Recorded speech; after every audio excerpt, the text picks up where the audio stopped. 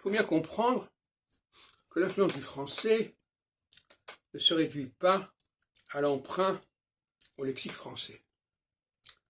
Ce serait très réducteur de dire cela. Il y a d'abord la question des calques et d'autre part la question des codes de prononciation.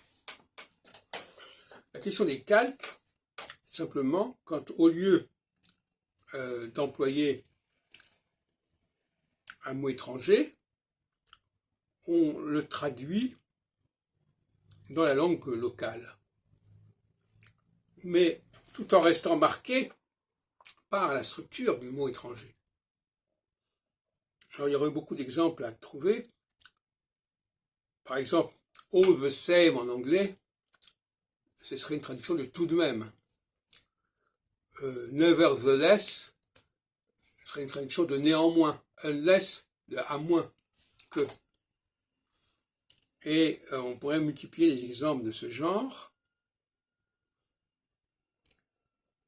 Et évidemment, ça complexifie la question, puisque ça élargit le champ d'influence de la langue française à ses calques. Un jour, je m'interrogeais sur le mot au revoir, qui alors soit est calqué de l'italien, ou soit a calqué l'italien. L'allemand autant a repris d'ailleurs cette notion d'au revoir, donc il y a aussi l'histoire des calques. Qui est-ce qui a commencé à dire au revoir, ce qui est assez un paradoxe, on dit à quelqu'un qui s'en va, on veut te revoir. Alors l'autre question, c'est les codes de prononciation. L'anglais a emprunté au français une lecture de l'écrit très particulière. Par exemple, le mois de mai, l'anglais dit mai. L'allemand dit Mai. Alors, les formules en AY qui se prononcent et, elles sont typiquement françaises, même quand ça ne sont pas des mots français. I say, je dis, ça se prononce à la française. AY et il n'y a aucune règle dans la langue germanique qui implique de prononcer AY comme un et. Ouais, c'est pareil, qui vient de l'allemand weg. Et nous avons aussi, par exemple, le mot authority,